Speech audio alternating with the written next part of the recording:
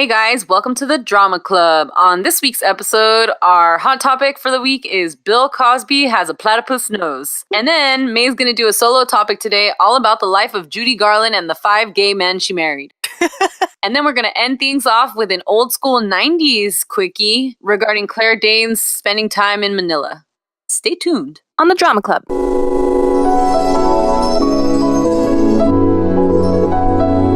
What up, fam? What up, fam? It's good, y'all. Feels good, right? Good, right? Yeah, I know it, dude. And without further ado,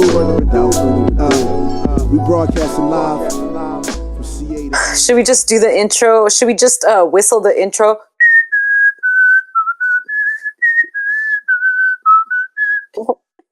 Wait, what is that? I'm trying to do our fucking intro song.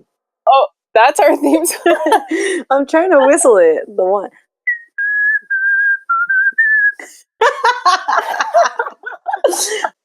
I really wanted to get some housekeeping done because it's been a while since we've shouted out our social media, and we interact with a lot of listeners on social media already. We're at Drama Club Pod on Twitter and on Insta. And you can also email us at dramaclubpod@gmail.com if you have any stories you want to hear us talk about, or if you want to talk shit to us or whatever. We are down. Yeah, we're also on Reddit. Oh, we are on Reddit. Yeah, we're like the_drama_pod. Yeah. I love Reddit. That's one of my favorite websites. These are the websites that I go on a daily basis. Are you ready? Okay. Okay, I always go on Yahoo and then CNN, but Yahoo first. Okay. Because it's just a broad overview. And then I always go on Reddit, and I always go on peoplemagazine.com. And then depending on what's popping in the celebrity world, I might hit up TMZ. Okay. Yeah, all right. that's a that might have made me sound great or just terrible. Like I'm an awful person. No, you're not an awful person. No charities. That doesn't count social media, because I don't count that as websites because they're apps on my phone. Really? Okay, because I was gonna say I don't go on any website. You only go on like Twitter, Facebook. I'll go on Twitter, and then like I'll click links from Twitter. Twitter is a whole. I was on our Twitter today for a long time, and I was like, "Fuck, there's too much. Like we follow so many people. There's so much content to go through. Yeah, I can't really get through it. So yeah, be one of the people that we follow and who follows us. Yeah, we like to talk to you guys. We got friends on Twitter. Drayla's our friend. Shout out to Drayla. Is that our only friend? No, we got other friends.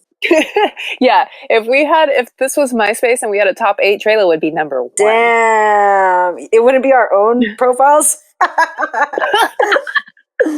No, you're right. I'd be number 1. You'd be number 2. Yeah, for sure. I wouldn't want to be on there. I'm gonna come up with a fake name for this podcast. You guys don't know this, but my real name is Guadalupe.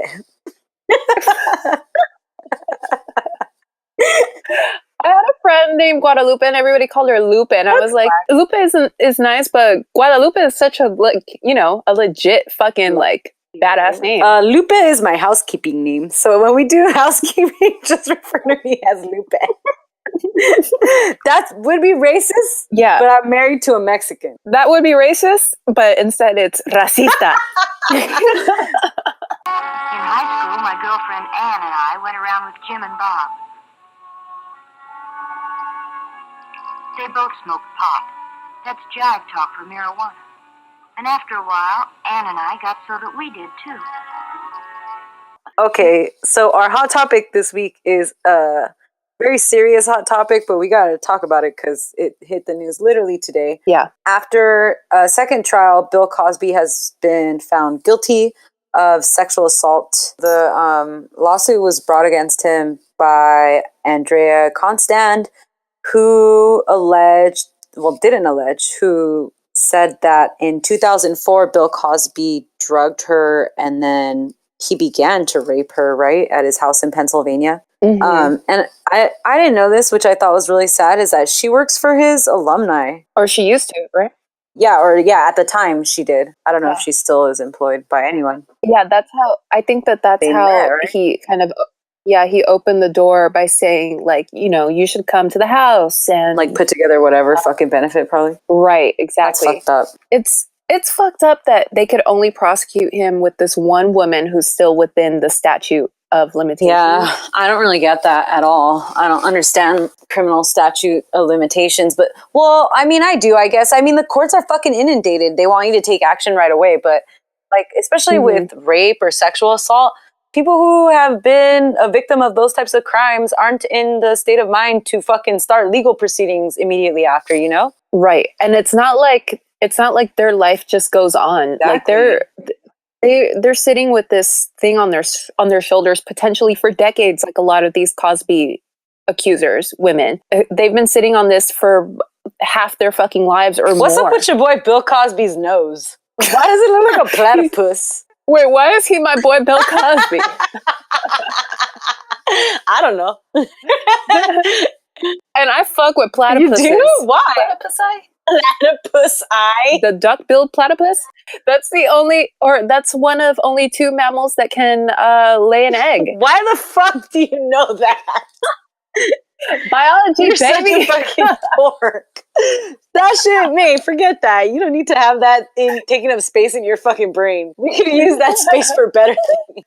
Oh man, I was gonna put this thing in the group chat today. The biggest flying animal known to man to have ever existed, because it existed in Mesoamerica, aka where we're from, Central America. And this shit is like fucking, it's like 7 elephants tall. No, that's fucking terrifying. Yeah, it's crazy. Yeah, so fuck Bill Cosby. The first trial was a mistrial because the jury deliberated too long, right? Like they couldn't come to an agreement? Right, they couldn't come to a unanimous agreement. Right, so then he got this retrial.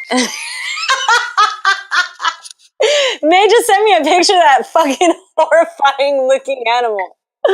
Oh my god. What is that thing? Not the duck-billed platypus. This is a picture of, I think it's called like the Quetzalcoatl or something. That sounded legit.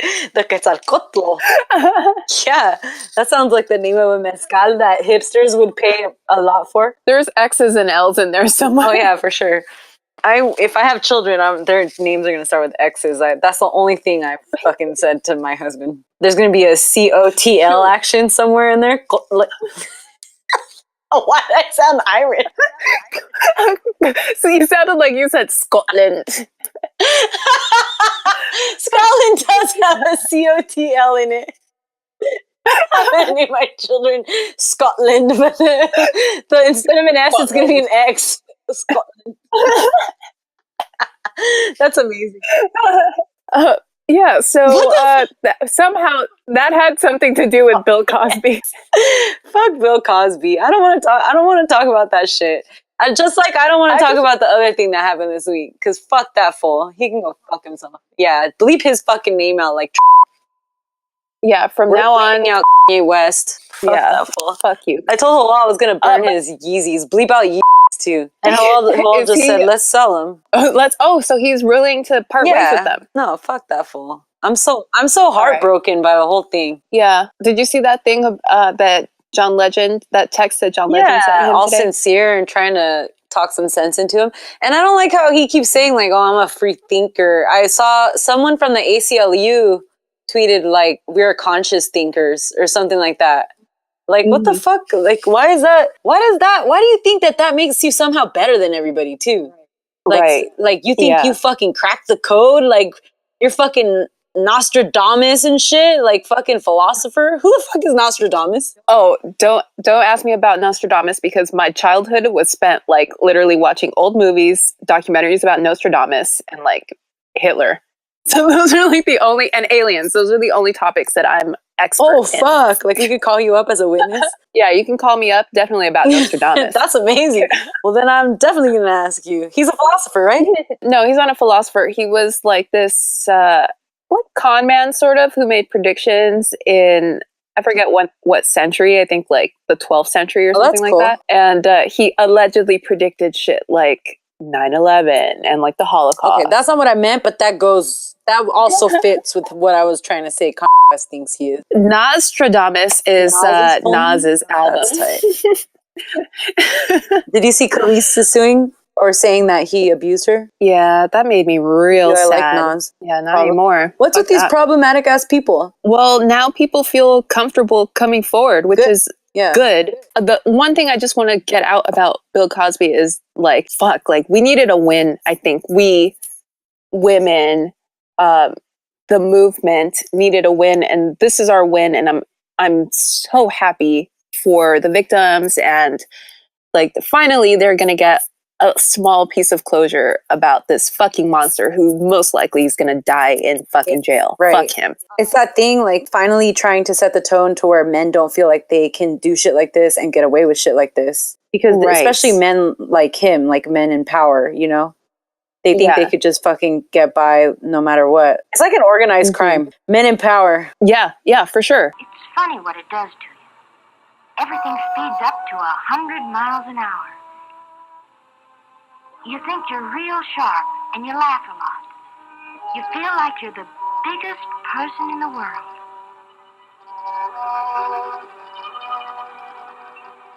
But I didn't feel so good when I came home high that night. My dad knew something was wrong, but he didn't know what. Mother was sure her daughter would never do anything bad. All right, May, I don't know what you're going to talk to me about this week. Ooh, okay. So this is exciting because I think this is the first time you don't know what I'm going to talk about. Also, wait, I want to say one thing. I'm going to let you finish. The Lewinsky episode is my favorite episode so far of this podcast.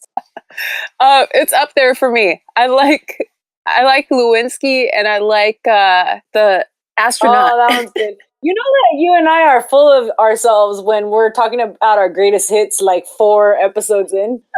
No, I wanted to tell you happy anniversary because we have 10 episodes. We're 10 episodes deep. God, I feel like May. Wow, that's so cute. This is going to be our 11th episode. I think. Oh my God! Wow. No, but for real, guys, if you haven't listened to our Lewinsky episode, it's funny. Like, please excuse us laughing through most of it, but I know I'm not a professional comedian because I can never fucking stop laughing. Like, I can never like nail a joke the way that professionals do it, you know? Well, neither can Jimmy Fallon. We're coming for you, Jimmy.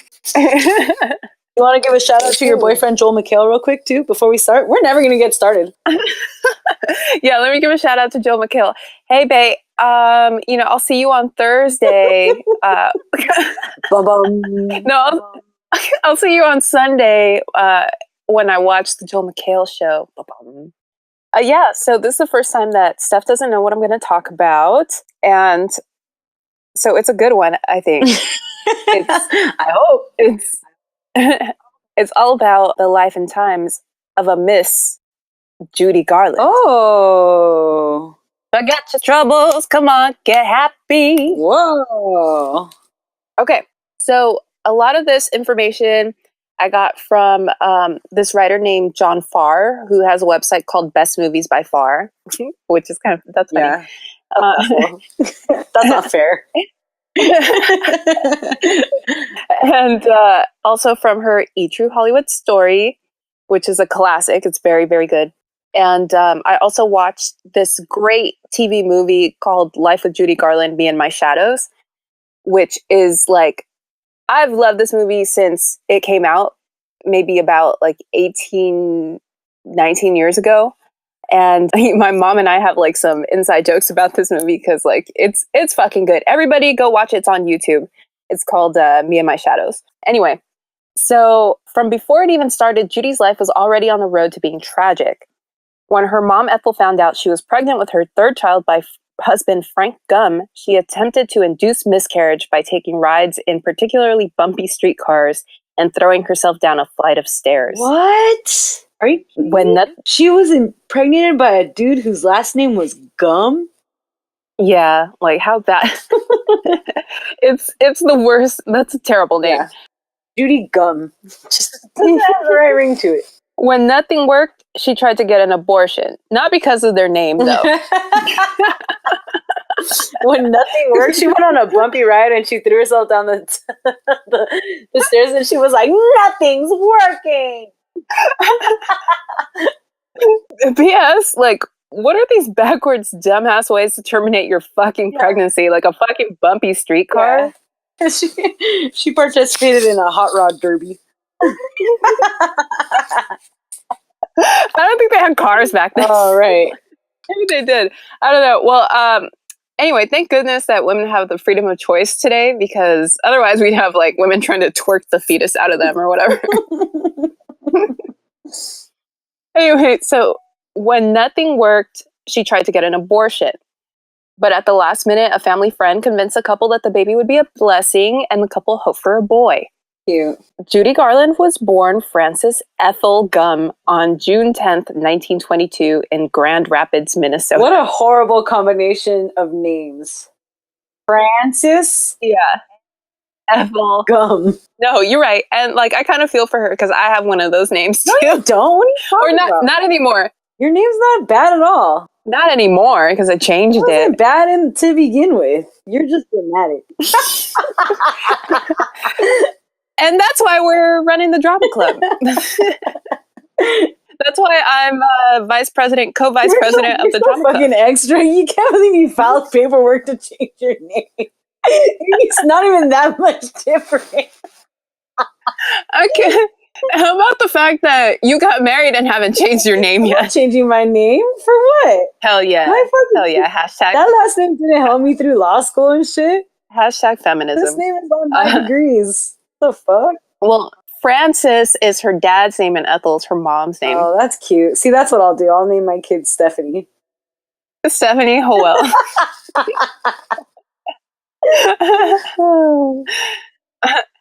So her parents were vaudevillians, and they owned a little theater where Frances made her first stage appearance at age 2.5. But because she was so little, the only thing she could do was sing Jingle Bells over and over. Ew. That's fucking fine. Send that little girl home ASAP. She July, enjoyed. she's singing Jingle Bells. Everyone's fucking sweating. That's funny, except for I do listen to Last Christmas year round. Listened to it last week after the George Michael episode. Yeah, I'll allow it. She enjoyed singing it so much that after 5 times, she had to be carried off the stage. And from that moment on, she was constantly performing. Aww. The Gum family would move from Minnesota to Lancaster, California after the father, Frank, was basically run out of town because he apparently had a thing for young boys. Oh my god. Very young, actually. Oh no, that's disgusting. Are we talking pedophile young? Yeah, teens, I think. Okay, yeah, that's fuck that guy. That's disgusting. This is most likely the reason why Ethel didn't want to have the baby. Really. She discovered that Frank was either bisexual or gay, and most likely a pedophile. Jesus Christ. What else? I hate saying all those things on the same line, Yeah. you know? Yeah. But It's like kind of like a stereotype or something. it's kind of like equating pedophilia with... Gayness. Like, And people equate gayness with over-sexuality. Remember we were talking about that? Yeah, but everyone, that's not what I was doing. No, for sure. So anyway, the family opened a new theater, and Frances and her 2 siblings, billed as the Gum Sisters, would endure countless classes, auditions, and performances with their mother, Ethel, as their agent. Ew. Now, Ethel is one of those mega bitch moms. Oh, great. She's on our shit list with Natalie Wood's mom. She's probably on the same level as Natalie Wood's mom. Oh, man. She was so cruel that she's the parental villain in this story and not the parent who was into teenage boys. Oh, my God. So she would always tell Frances that she was fat even as a little kid. What? She would regularly make Frances take quote unquote pep-pills, aka speed, so that she could perform up to 8 shows a day. Oh, my God. Imagine giving speed to a small child. No, they're already fucking hyper. Like, what the fuck? I can't even deal with little kids when they're not cracked out. Imagine a 5-year-old out of her mind on speed who won't I stop get stressed out when my niece drinks like a second Capri Sun. I'm like, oh, fuck. Ew. We're going to get screaming. You're going to have to edit that out because that's Victor's daughter. He'll get mad. Why is every flavor of Capri Sun clear? I don't know. Dude, I like Capri Suns though. Those are delicious. Imagine a 5-year-old who's fucking out of her mind on speed and like can't stop singing Jingle Bells. In August. The audience used to call Frances Leather Lungs because she had this big ass voice. Wow. And That's one of the things that people always said of her as a child, that it was creepy to hear the voice of an adult coming out of the mouth of a kid. Oh, yeah, that sounds scary. And P.S. Leather Lungs is the worst nickname. It sounds like it's no Long Island Lolita. It's about par with her actual fucking name. I'd rather be called Leather Lungs than Frances Ethel Gum. Yeah, for sure. It sounds like something a bully would call a sickly orphan. Fuck. By 1935, when Frances was 12, she'd essentially already been supporting her family financially for years. When her voice brought her to the attention of MGM, where she was signed to a contract and her name was changed to Judy Garland. Wow. Judy Garland is a great fucking stage name. That's the best fucking stage name. Hell yeah. Judy. They don't. You don't see girls named that anymore. That's true. The last 3 girls, I think I've told you this before because I can't get it out of my fucking head. The last 3 girls that are friends with me, like these 3 girls that I have on Facebook as my friends, the last 3 women to have been pregnant and had babies, each named their daughter Olivia. Oh, really? Yeah. Yeah. I knew someone who named their daughter Olivia too. Yeah, like recently? Yeah, recently, within the last 3 years. Yeah. Just 2 months after signing her contract, Judy's father passed away of complications from spinal meningitis. On the day her father went into the hospital, MGM had her scheduled to make an appearance on a radio show and didn't let her go to the hospital to see her dad. Oh, no. They just told her to put extra emotion into her song because someone would put the radio next to his bed and he'd be listening. How old was she? I'm sorry. I forgot. She was 12. I always ask you that. Yeah, it's important. Yeah, because I want to get like a visual, you know? Yeah. Okay, and So, put things into perspective. Yeah, I get it. All right. So he died the next afternoon, and Judy never got to say goodbye, and she was heartbroken. Yeah, that's horrible. Pedophile or not, it's still your dad. Mm-hmm. So, quote, "My father's death was the most terrible thing that happened to me in my life," she repeated over the years. Wow. The thing is that Judy was pretty close to her dad, especially because her mom was such a cunt. Yeah. And her dad always stood up for her and tried to sort of make Ethel back down when she would push Judy too hard or call her fat and ugly and shit, you know? Yeah, I'm sure. That's awesome. And sad. People are so complex, man. Yeah. Except for Bill Cosby. Fuck that motherfucker. And platypi. MGM didn't know what the fuck to do with Judy. She was a tween, so she was at an awkward age because she was too young to play adult roles and too old to play little kids. So she spent a couple years just doing whatever they throw at her until the studio got her to sing "You Made Me Love You" at Clark Gable's surprise birthday party in February of 1937. Aww. At that moment, Louis B. Mayer took real notice and kept the now 15-year-old Judy on a frantic schedule of film after film. They teamed her up with fellow young star Mickey Rooney in a string of musicals, 9 in all. Wow. As teenagers, by law, both had to attend school in the morning, taught by studio tutors, with shooting picking up again in the afternoon. To keep their young actors' energy up, studio doctors prescribed a regimen of pills. What? The way Judy tells it, quote, "MGM had us working days and nights on end. They'd give us pep-pills to keep us on our feet, long after we were exhausted. Then they'd take us to the studio hospital and knock us out cold with sleeping pills. Then after 4 hours, they'd wake us up and give us the pep-pills again so we could work for another 72 hours in a row." What the fuck? Hey, yo, where do we get these pep pills at, though? What the hell? At a crack house, probably. Yeah, that's fucking scary. Sensitive about her body image and being compared to other beautiful MGM stars like Lana Turner, Judy was constantly nagged about her appearance and threatened with having her contract torn up because of it. What? Louis B. Mayer was brutal. He'd call her the fat one and my little hunchback and a fat little pig in pigtails. What the hell are they talking about? She's fucking tiny. That's what I'm saying. Like, not that it matters, but Judy was not fat. No, she's fucking skinny as shit. Well, when she was little, like 15, 14. Like, maybe she wasn't skinny, but she was average. Really? Yeah, and I don't... picture I see she's skinny as shit, but maybe this is like older. Yeah, I think it's older because when she was pre Wizard of Oz, she wasn't skinny, but she wasn't fat. And I didn't really understand why the studio would pile on her, about her weight. But someone said it was probably because they saw her mother doing it all the time, so they figured it was fine and she could take it. Jesus Christ. Like, Judy went to school with the other studio kids, like Ava Gardner and Elizabeth Taylor. And Ethel would be like, how can you live with yourself and eat like a pig and go sit next to Elizabeth Taylor all morning? Jesus. Yeah, so it was super fucked up. Fuck you, Ethel Gum. Yeah, fuck you, Ethel Gum. The only gum I like is Bleeding Gums Murphy. Oh, dude. Did you see they had like a Bleeding Gums Murphy like little afternoon the other day? No, what? Yeah. No. Yeah, I caught some of it on FX. Oh, really? Yeah, dude, it's so fucking tight. The episode where he gets sick and Lisa runs into him at the hospital, and then it's actually the one where he dies. Yeah. She plays his album on like the one jazz station, and he comes out to her like Mufasa. Oh, yeah. Is that the one where she's like, Jazz Man? Testifies. Yeah, that song's fucking sick, dude. Oh, yeah. Yeah.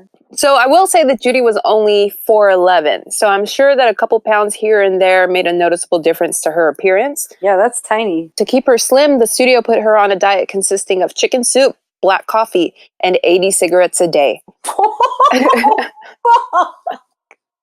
the fuck? Also, And she's also, the studio would give her amphetamines to keep her skinny. No. And then, of course, barbiturates so she could sleep after taking the amphetamines. Oh my god. Judy Garland was coked out for like her entire adolescence. Straight up her whole life since she was on the stage, since she was like 2, 3. Yeah. What the fuck? Why hasn't anyone picked up this diet today? It seems like it works. Isn't that what Karl Lagerfeld said he did? Some stupid shit like that? Like Diet Coke and cigarettes? That's how he lost. Yeah, he was fat as fuck for a while. Do you remember that? No. Yeah, he was fat as fuck when he first came out and took over Chanel. And then he lost like 80 pounds or something. And they asked him how. And it was like Diet Coke and cigarettes. Fuck, that's the model diet. Yeah. Yeah, I don't smoke, but I fuck with soup and coffee.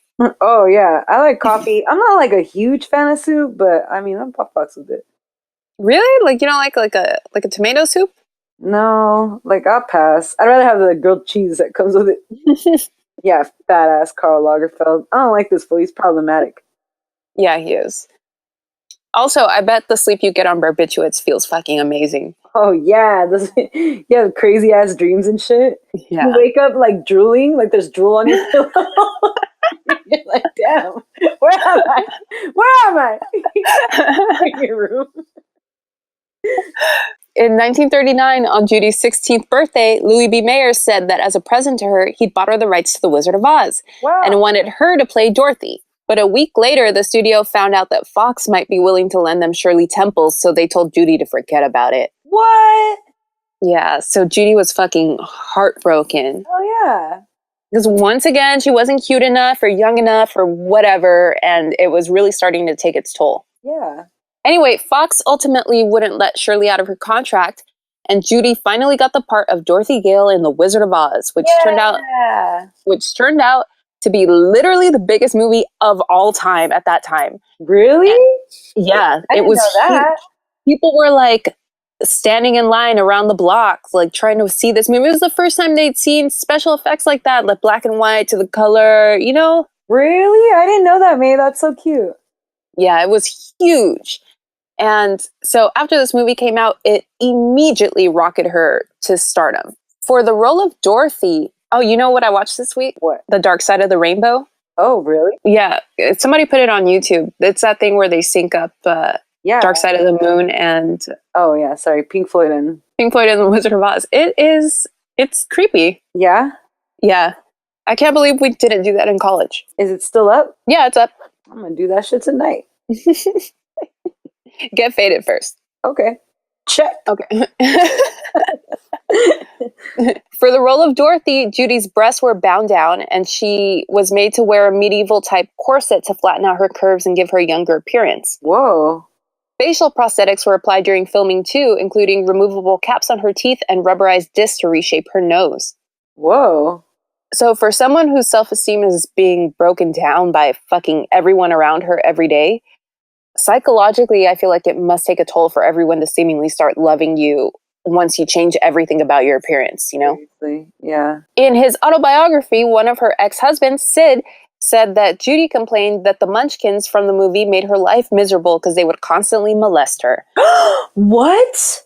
They'd put their little hands up her skirt. Oh my god! What the fuck was going on in Hollywood at this time? Everyone's on coke and having sex with each other, and fucking munchkins are molesting you. Remember that munchkin that committed suicide in the back of the opening scene? That's not true. It's not? No, that's an urban legend. How do you know? Because I saw that people have people debunked that like with the 40th anniversary like DVD release like back in like 98. They could edit that shit out in 98. No shit. No. All right. Unless that was the munchkin that fucking molested Judy Garland. No. They had a trial by hanging. The verdict is in. You get hung in the opening scene of the film too. We'll cut your family a check for half a day's work. Half because he's small. Yeah. That's fucked up stuff. Okay, so between the ages of 16 and 20, Judy herself was approached for sex over and over again by men in power all over Hollywood. Don't think they didn't all try it, she said. Top on the list was Louis B. Mayer himself. Whenever he complimented her on her voice, she sang from the heart, he said. Mayer would invariably place his hand on her left breast to show her just where her heart was. Wow, because in case you forgot. I often thought I was lucky, observed Judy, that I didn't sing with another part of my anatomy. The one the munchkins got to.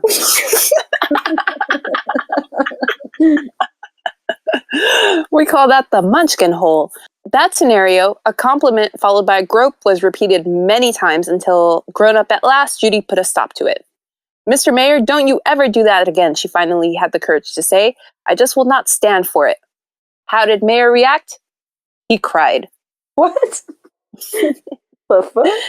How can you say that to me? To me who loves you? He asked Garland, who described her scorn for him decades later in her unpublished memoir, writing that, quote, it's amazing how these big men who had been around so many sophisticated women all their lives could act like idiots. Well said, Judy. In 1940, she earned this bullshit miniature juvenile Oscar. What? They gave her this tiny little Oscar, like a munchkin?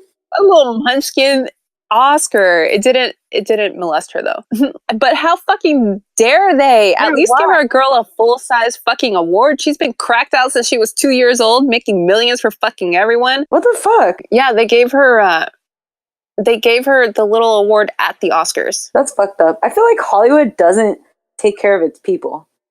Hell no.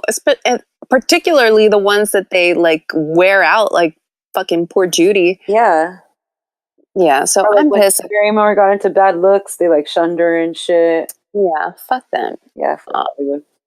So Judy fell in love with this famous older band leader named Artie Shaw, and neither the studio nor her mother approved of the relationship because they said it was bad for her image. Why? Because he was older and divorced. Okay. And she was like, this good girl. But Judy was in fucking love, so she didn't give a shit. Mm-hmm. And Artie was gassing her up, saying they were going to get married one day and shit. Then one day, Judy wakes up and reads in the paper that Artie Shaw eloped with Lana Turner. What? Are you kidding? So what the fuck? Man, shit was really crazy back in the day because you couldn't like keep track of people the way you can now. Oh yeah, that's what I was thinking. Like imagine waking up one day and reading on Twitter that your boyfriend got married yesterday. Yeah, what the fuck? Considering how fragile Judy was, I really don't understand how she survived this. Yeah, me either. That's pretty wild. Especially because this fool married Lana Turner. Like, Yeah, Lana Turner was a bad bitch. Yeah.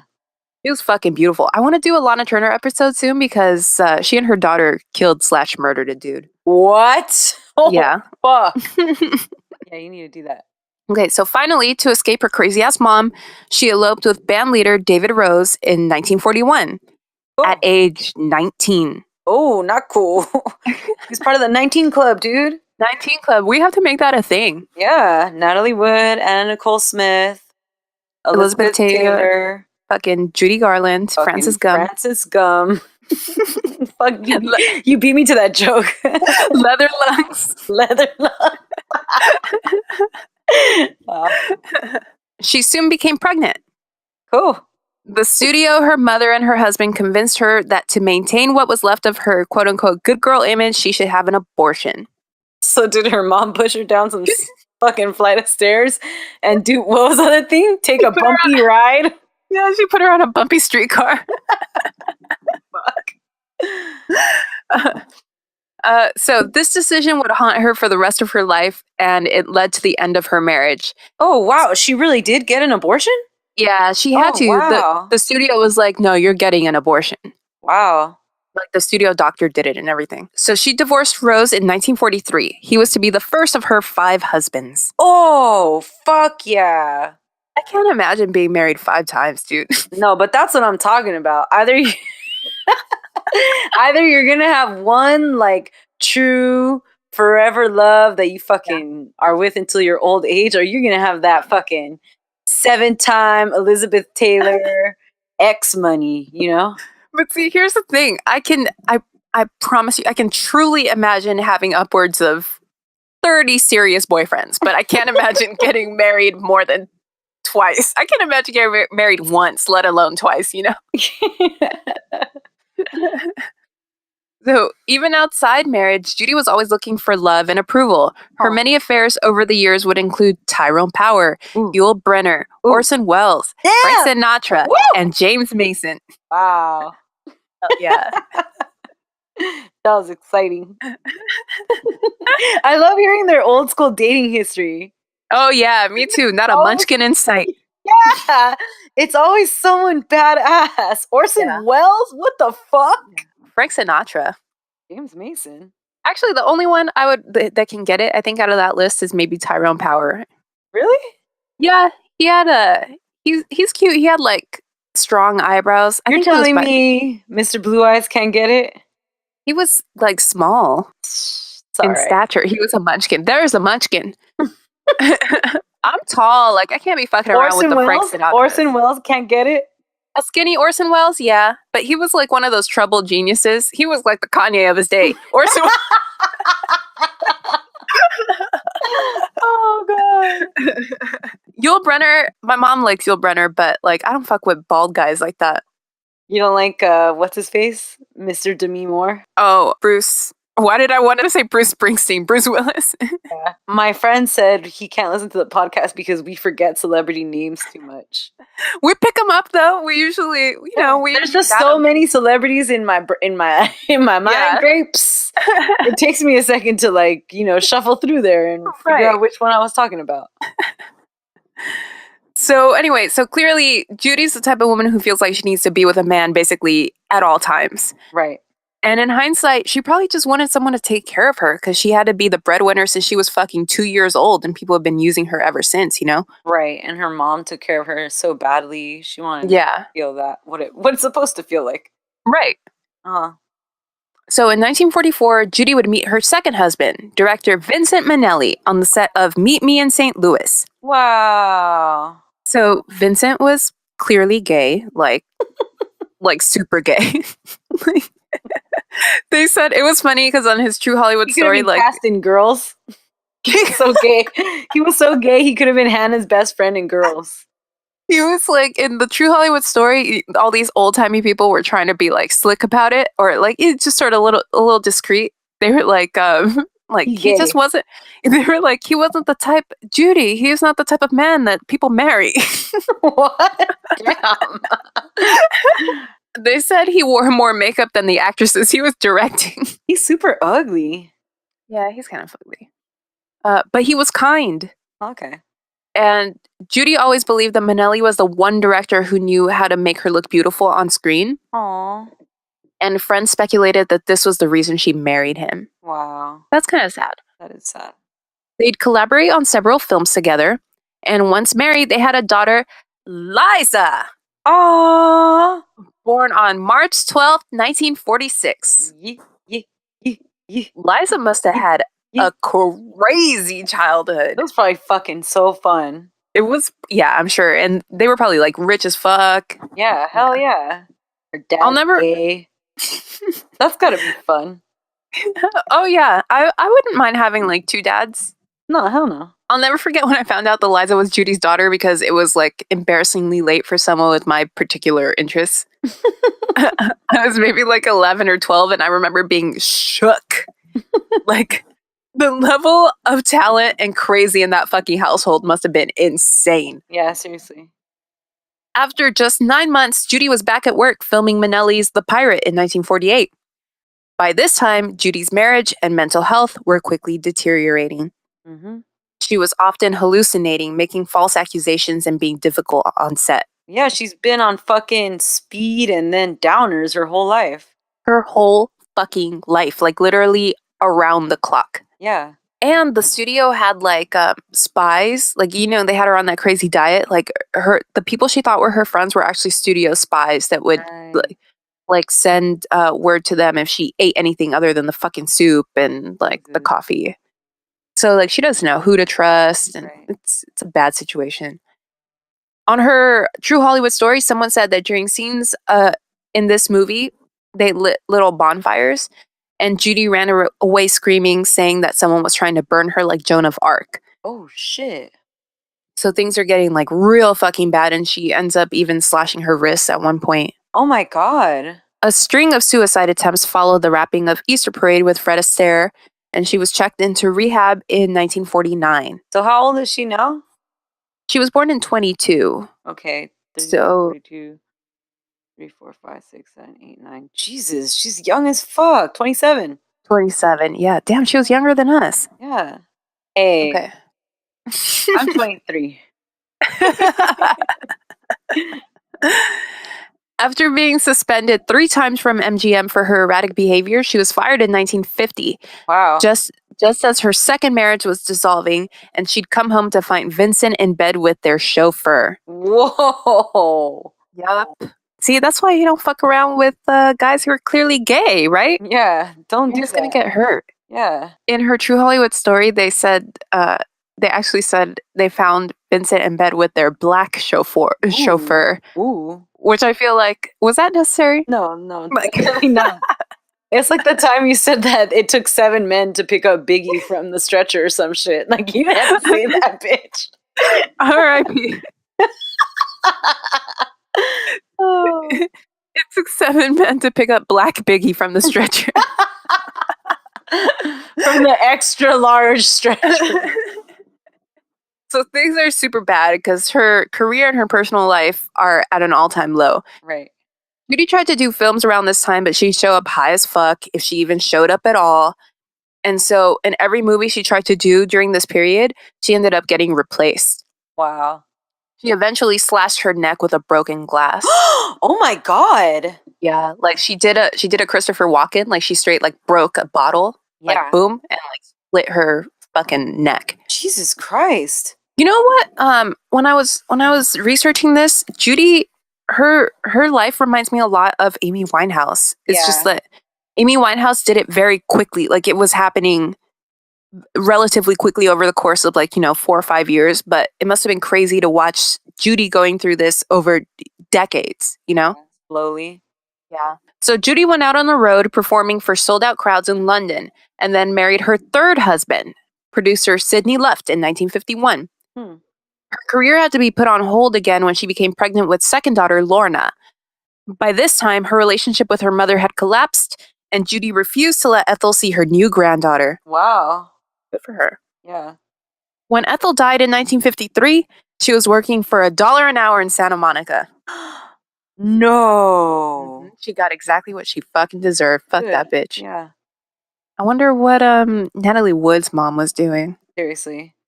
In 1954, she signed a contract to star in a remake of the 1937 musical A Star is Born. The film, produced by Luft, features Judy's best performance. Wow. Early reviews were fucking fantastic, and everyone who saw it said that Judy was for sure gonna win an Oscar, like a real one this time. So Judy was back, baby! Hell yeah. But there was a problem. Oh no. Why you gotta do that, man? But little did she know. Okay, there was a problem because the movie was like 3 hours long. And movie theaters didn't want to play it because that meant there would be less showings and thus less money. Wow. So the studio bowed to the pressure and they cut the film, like a lot. So there were a lot of plot holes and Wow. it was just a shadow of what it could have been. So the movie ended up being a flop. Wow. You know, I know this is a great movie, like I can appreciate it and everything, but I've never liked it. Really? Yeah, I think it's because like the footage that they cut was lost and it's never been found. Oh fuck. And that's such a fucking tragedy. But since I was a kid, I'd watch it on like TCM and stuff. Mhm. And they tried to restore it because they found the audio that goes with the lost footage. Mhm. And they also found like some still photographs. So they'd always play it with like long stretches of dialogue over a photo and they would always lose me there. Sucks, yeah. Yeah, it's fucking boring, you know? Yeah. But she is like, really, truly fucking great in it, though. Wow, that sucks. Judy won the Golden Globe, Well, that's and good. when she was pregnant with her third child, she received an Oscar nomination. Wow. And all of Hollywood was buzzing because little Judy Garland was about to finally win her Oscar. It's like when Leo won the Oscar. Yeah, exactly. That's exactly what it was Yeah, like. everybody was so fucking hyped for him. I was so hyped for him too. I was in Costa Rica. Oh, you were? During the Yeah, Revenant? and I remember thinking like it's gonna be a great day. Leonardo DiCaprio is gonna win his Oscar tomorrow because it was like on Saturday when we got there, and Yeah. I was all pumped. And then I got fucking engaged. And I was over here really excited about Leonardo DiCaprio winning his first Oscar. So what's the bigger milestone in your life? Leo winning the his Oscar? Revenant. Definitely the Revenant. Yeah, for sure. Iñárritu? Yeah, hell yeah. Hell yeah. So Judy went into labor the day before the ceremony. Wow. So she was in the hospital after giving birth to her son Joey, and the Academy sent a whole crew to the hospital to shoot her as she inevitably won. Wow, that's awesome. So everyone's in Judy's hospital watching the ceremony, and William Holden presents the award for Best Actress. William Holden announces the winner is Grace Kelly for The Country Girl. No. And all of Hollywood is fucking shocked. Wait, so she didn't fucking win, May? No, she didn't win. Why do they have a fucking Oscar crew there? I know. And Hollywood is so fucked up. to this day, this is known as one of the great Oscars robberies. That's horrible. I didn't know about this. I'm pissed. People were like, there are stories of like the big, huge stars like sending her telegrams and shit. Like, I think it was, who was it? I think it was Groucho Marx who sent her a telegram the next day and was like, this is the biggest robbery since the Brinks. Oh my Whatever God. that means. I love your little old school Hollywood voice, man. It's really cool. It's like those girls in that comedy show, Period, or whatever the fuck it's called. Oh, another period? Yeah, what's that comedian's name? Natasha Leggero? Leggero. Whatever. I want to watch her special with her husband. Oh, yeah. Because she's knocked up in it. Oh, he's cute. Yeah, he's cute. Tiff likes him a lot. She read his book. Oh, that's cute. The crew in Judy's hospital room packs up and rudely pulls the mics off of her and like the wires off of her, and they pretty much treat her like shit on their way out. Wow. She says that they were gone before Grace Kelly even finished her fucking speech. Wow. So obviously Judy was crushed. Yeah. P.S. Grace Kelly won by 6 votes. Fuck that. Doesn't Grace Also- Kelly have enough? Yeah, she's a goddamn princess. Yeah, give Judy Yeah. a fucking Oscar. And also, let me just point out that this wasn't even Grace Kelly's best performance that year because she was also in Rear Window and Dial M for Murder. Wow. So it was some fucking bullshit. Okay. I'll Country take girl your word sucks. for it, May. I don't know what the fuck you just said. But when you're ready to discuss Drew Barrymore rom-coms again, I'm with you.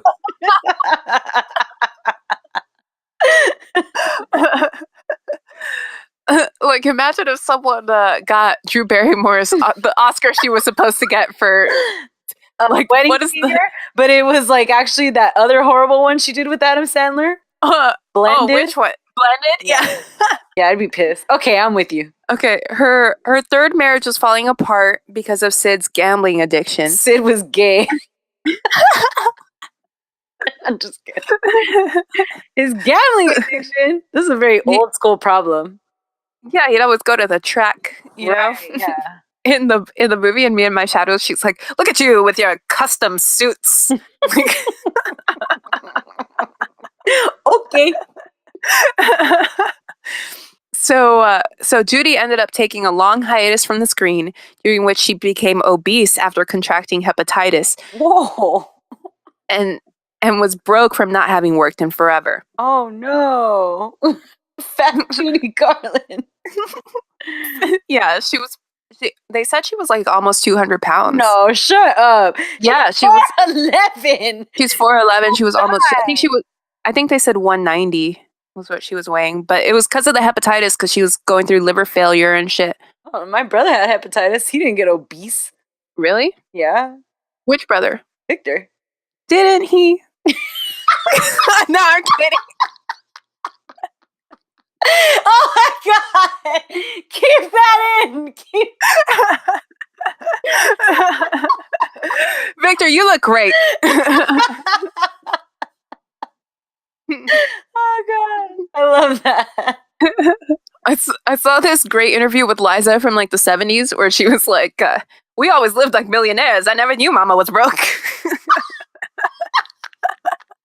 Her mom was broke? Yeah, fucking Judy. Yeah, she got broke? She was broke, yeah, because she stopped working, and like Sid had a gambling addiction, and he was making his fucking like what is this, custom suits and shit. Oh shit. Yeah, so she was dead broke. That's like crazy. they had like 2 mortgages on the house. They owed the IRS hundreds of thousands of dollars. Like, whoa. It was bad. She was told that she might not survive the hepatitis thing, and that if she did, she'd basically be an invalid. Wow. But after a few months of treatment, she got better. So it was like a miracle. So she toured and did television specials and became even more addicted to pills since she needed to lose a ton of weight. Sometimes she'd even steal pills from her friends' homes during dinner parties. Ooh, that's cool. I'm gonna do that. Hide your cabinets. Lock your cabinets. You invite me over. I always think of that when I'm in someone's bathroom. Like, oh, I should look at the medicine cabinet, you know? Yeah, it's a quick, easy snoop to do. Right. Yeah. But like you want to steal my Benadryl or whatever. Yeah. No, I bet you have good. Your dad's a doctor. You got good drugs. There's no way. There's no fucking way. Your mom's a nurse too? And you guys are Guatemalan? Yeah, I know you guys got good shit. We got that big ass bird, the Quetzalcoatl. I'm going through your cabinets. I come over. She also lit her house on fire at some point. What the fuck is going on? Judy Garland, Jesus Christ. Now I'm more excited for the movie. She was fucked up, you know? Like, she was always, like, off of her mind. Yeah, it was bad. And she was I don't think she was an alcoholic. I mean, she was a heavy drinker like everyone else, but... Right. Yeah, I don't want to, like, commit to calling her an alcoholic, but she was drinking and using the drugs, so... Okay. 6 years later, she took a supporting role in 1961's Judgment at Nuremberg, which earned her second Oscar nomination. But again, she was beaten, this time by Rita Moreno for West Side Story. Oh, okay, but Rita Moreno deserves it. Right. We already know how I feel about Rita Moreno, so I don't need to go over it again. Right. But I will, because she's a fucking Latina queen, baby!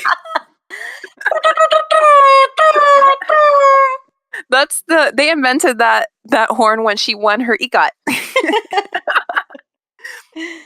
So 3 more films would follow, but her movie career would end for good in 1963 after her final film, I Could Go On Singing, in which she played a character loosely based on herself. Aww. It was like a washed up, fucked up, like, legend singer. Aww. Who was like bad on, like, out of her mind on drugs and shit. That's really sad. On the set of this movie, one day she was so pissed that her trailer didn't have a private bathroom that she shit in a waste paper basket and just left it there. Oh, fuck.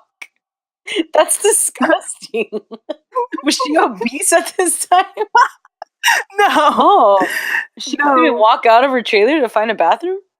No, she's a fucking legend. She's got to have a private but she's bathroom or broke no as bathroom fuck. at all. Calm down, Judy. Ethel. Relax. Everybody knows you're broke. And your husband's gay. She also lit her house on fire again. No, she didn't. Fuck you, man. Yes, she did. Yes, she did. Our girl, Judy Garland, our girl Left Eye, doing the Lord's work. Why is she did it twice? There's no place like home. There's no place like home. Not anymore, bitch. Oh my god. It's about to happen because she's smoking 80 cigarettes a day. Right. She's drinking soup. There's got to be fire around the soup. Oh my god. In need of money, she went on tour again and married husband number 4, a young man named Mark Heron, who was ... gay. Oh my god. Mark had an affair with Peter Allen, who was at that time married to ... Liza Minnelli. No. No. Yes. You're It is- fucking with me. It is messy as fuck. No. Oh my god. Like, Judy, go burn down their houses. Oh my god. Liza Minnelli likes gay guys too? Well, her dad was gay, Yeah. just like Judy. So that's her like- dad was gay. Yeah. Oh my god. So that's like Mhm. what they grow up thinking men should be like, right? Maybe, yeah. Mm. Poor Liza. Poor Judy. Fucking crazy. Judy and Mark divorced less than a year after their wedding. What are all these assholes who are like, this doesn't have anything to do with this, but like the people who like share lovers with their parents, you know, like that's fucking weird. Like Cheekies and Jenny Rivera, like that's gross. Yeah, I don't really get that. All right, so her daughter Lorna says that Judy was always surrounded by gay men in her final years. She would be awesome. friends with the. Yeah, it sounds really great. She would be friends with these dudes until lines got kind of blurred and she'd fall in love with them. Oh no. Then she'd later catch them with other men, and there would be these huge blowout fights. So this is a quote from Lorna. She says, "I remember all too clearly the screaming accusations that filled our house in the middle of the night when she encountered one of her lover's quote-unquote indiscretions. I didn't hear the word fag from kids at school. I heard it from my mother." Oh no. Can I say fag? I don't think so. We'll just bleep it. We'll bleep it. Okay. She never stopped performing because she was fucking broke. And sometimes she'd play huge or historic venues like Carnegie Hall, and other times she'd play local piano bars for like $100 when she was desperate for cash for drugs. Wow. Meanwhile, she was dealing with the hostile, intrusive press as well as ongoing struggles with weight, drugs, and depression. Jesus, man. She married husband number 5, another younger man, Mickey Deans, who was a nightclub manager and a runner for her pill dealer. And she moved to London. She allegedly used heroin and morphine from time to time during this point. What? How'd she get? Whoa. She was in London. Everything was legal in London. And then she burned her house down again. Shut up, man. No, okay. Okay, fuck. On June 22nd, 1969, Deans found Garland dead in the bathroom of their rented house in Chelsea, London. She was 47 years old. She was so young, man. And she looked much older Yeah, she looked really aged. because of all the drugs and the weight. Hepatitis, yeah. Yeah. The cause of death was officially deemed an incautious self-overdose of barbiturates. Wow. The coroner suggested that the overdose had been unintentional and that no evidence suggested that she had committed suicide. Wow. Garland's autopsy showed no inflammation of the stomach lining and no residue in her stomach, which indicated that the drugs had been ingested over a long period of time rather than in a single dose. Aww. Supporting the accidental cause, her doctor noted that a prescription of 25 barbiturate pills was found by her bedside, half empty, and another or half full, depending on how you look at it. Oh, true. Kanye West. And another bottle of 100 was still unopened. Wow. Her daughter Liza paid for her funeral, and her former co-star and lover James Mason gave the eulogy. Aww. At her funeral, Wizard of Oz co-star Ray Bolger commented, quote, "She was just plain worn out." That's really sad. Liza said that Judy was a beautiful flower that wilted and died. Oh, no. An estimated 22,000 mourners went to the funeral home to pay their respects. Wow. She's a fucking legend, you know? Where was her funeral held? In New York. Okay. And this was the same day as the famous Stonewall riots, which have become kind of intertwined with the story of her death. Wow. Should I talk about that real quick? Yeah, why not? Yeah, so the Stonewall riots were like, it's basically the first time that people fought for LGBTQ rights. There was this bar in New York. It's still there, actually. I went there, called the Stonewall, and it was the day of Judy Garland's funeral. So, like, everyone talks about how there was this heaviness in the air because she was such a friend to the gay community, and gay people loved her so fucking much. Right. There was like this heaviness in the air, and people back then there were no real gay clubs. They were just like bars run by the mafia, like clubs. Mm-hmm.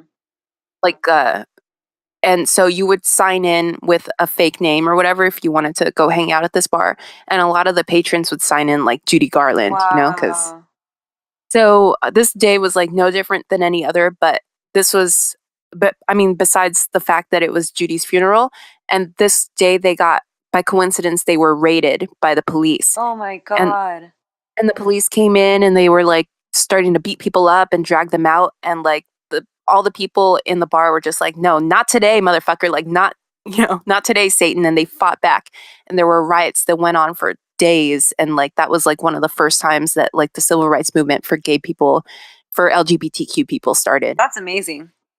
Yeah, it's crazy. And that's really cool that it's kind of like linked up with her.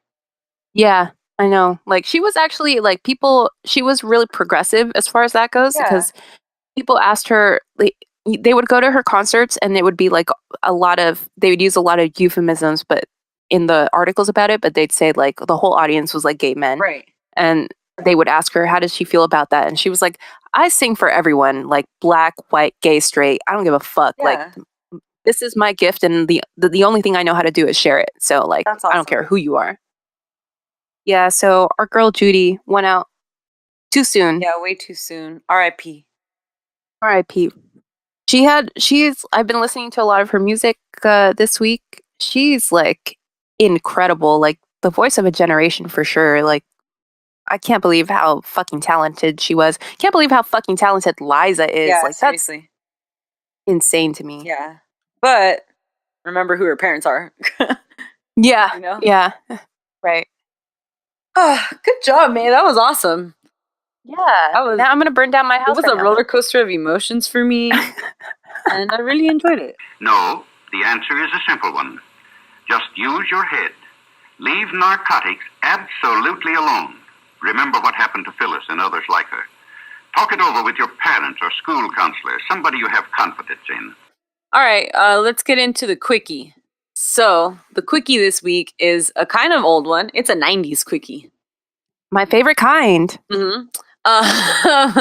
Okay, so once upon a time, Claire Danes was in a little movie. Fuck, what's it called? Broke Down Palace. Yeah. Claire Danes was in Broke Down Palace. Do you remember that movie? Yeah. It was pretty crazy. It has Kate Beckinsale, right? Right. Yeah. And they like get caught smuggling drugs, so they're stuck in a prison. I don't think that the premise of the movie is actually like the prisons in the Philippines, right? No, it's not. It's either meant to be Thailand or it's a fictional country. Oh, okay, cool. Anyway, so they filmed that movie, Broke Down Palace, in Manila, in the Philippines. And in a Vogue article after shooting the film, Claire Danes described Manila as ghastly and a weird city.